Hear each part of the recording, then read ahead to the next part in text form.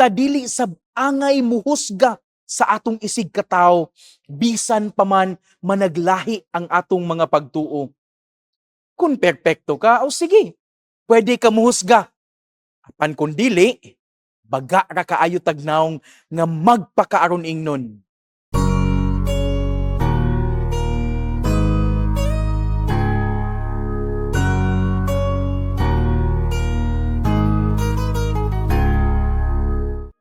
Mga igsuon, maayong adlaw sa tanan, ug welcome sa atong inadlaw nga palandong, ang pamalandong sa pulong sa Dios.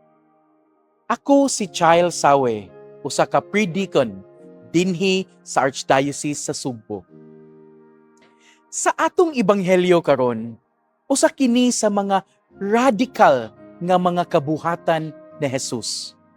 Radical kay usa man kini sa mga lisod dawaton sa panahon ni Jesus. Atong mabasa na si Jesus miagi sa utlanan sa Samaria ug sa Galilea. Unya, kining utlanan o kining Samaria o Galilea aduna kini tensyon o panaglalis. Adunay tensyon tungod sa ilang lain-lain nga relihiyon, pagtuo ug kultura. Apan si Jesus wala nahadlok. Iya pa man gani nga gi-welcome ang mga Samarianhon nga mga sanlahon. Inilisod kaayo nga madawat sa mga Hudeo sa ilang panahon. Kay lagi gi-consider man nila ang mga pagano, ang mga Samarianhon. Usa pa, gi-consider sa nila nga hugaw ug makasasala ang mga sanlahon. So can you imagine now, no? The doings of Jesus.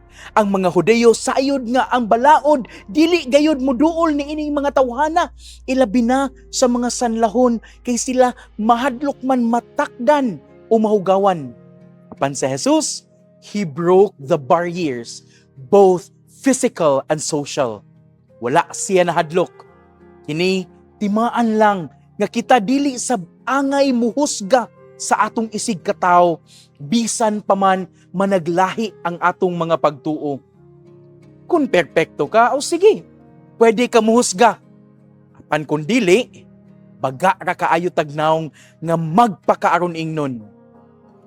Maubitaw nga ang simbahan nag-awhag gayud niining gitawag natog ecumenism and interreligious dialogue.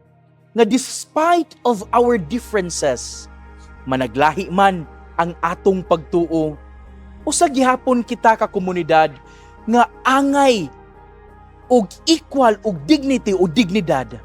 Usa gihapon kita nga katawhan nga adunay responsibilidad sa usag-usa. Mao nga hagit ni ining ebanghelyo nato karon ang pagpaningkamot nga dili mutamay sa uban, nga unta we can be more kinder to others. Dili unta nato puy-an ang pagkamapahitason tungod kay mas taas ta og naabot sa kinabuhi, tungod kay mas dato ta, tungod kay naatay grado, o tungod kay naatay gahom diha sa katilingban. Nga bisan pa man sa kataas sa estado sa atong kinabuhi, magpabilin gihapon ta nga mapaubsanon. Kay lagi kitang tanan patas man. Ug sa katapusang bahin sa ebanghelyo, mahisama unta kita sa usa ka Samarianhon nga mibalik gayud aron magpasalamat sa atong Ginoo. That we should be grateful for all the graces that we received. And with what we have, let us share. Let us avoid promoting hate, but let us be advocates of kindness and equality. Maayong adlaw.